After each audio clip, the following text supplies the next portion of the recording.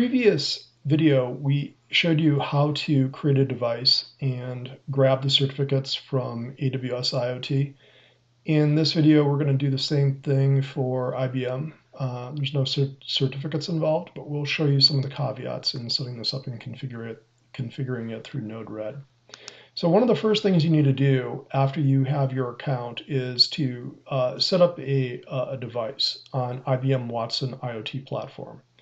And under devices, you're going to add a new device. I have two devices here. These are actually the same physical device, but they're two logical connections. And I'll explain why shortly.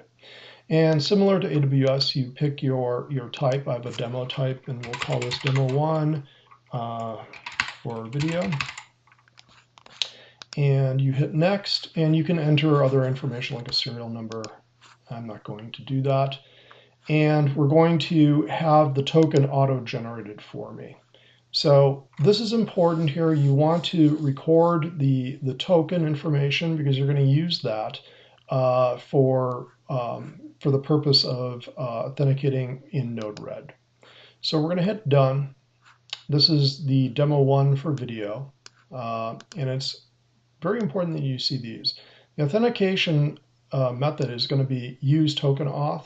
That's actually the username. And authentication token, this is going to be your password on the device when you're publishing data.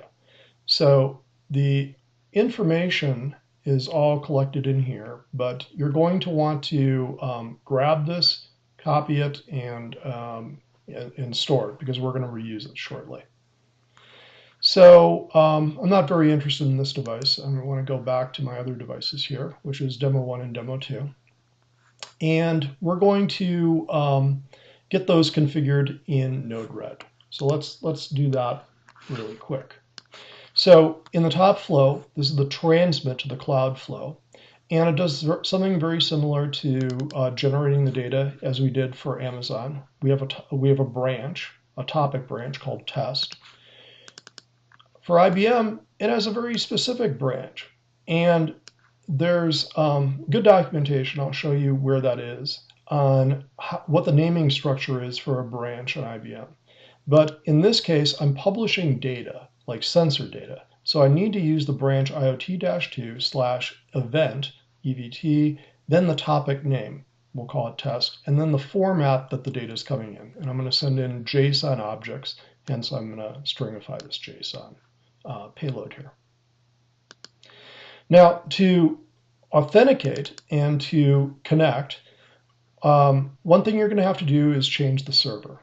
So I created a server here called IBM Watson IOT server.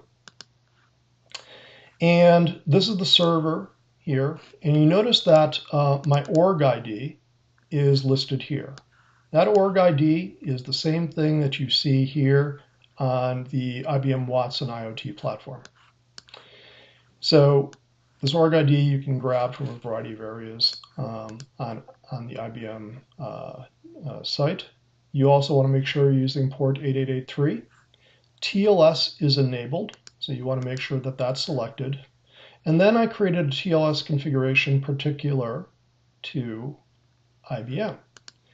And in this case, unlike Amazon AWS, there's no certificates. We're not using any of these. You're basically using TLS SSL, and there's no certificates being managed. It is an option, but we're not going to use it in this case. The client ID is also particular.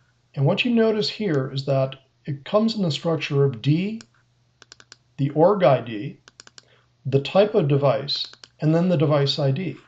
And that follows the same structure that we had here for the devices we created, a demo type and the device ID. If everything is said and done, if you deploy this, these should connect. And you can reuse the same MQTT service for outbound IoT data as well as inbound IoT data. So we're going to go on to describe the output and setting up a dashboard in the next video. Thank you.